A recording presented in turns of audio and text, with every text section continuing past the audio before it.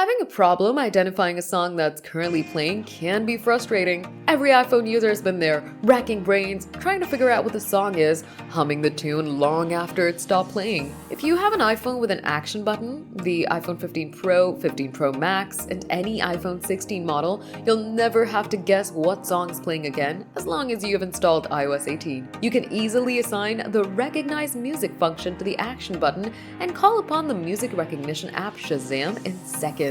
GadInsider has compiled a guide on how to identify songs using the iPhone's action button. Before you can identify songs using the action button on a compatible iPhone model, you need to assign the function. To do this, you'll need to open the Settings app and select Action Button. Scroll through the options until you come to Recognize Music. Once you've set up the action button, you can skip those first steps in future. From this point, you can simply press the physical action button on your iPhone when you hear a song you wish to identify. Your iPhone will begin listening. After a few seconds of listening, the Recognize Music function should be able to identify and display the name of the song. You can tap the Apple Music button to listen to it.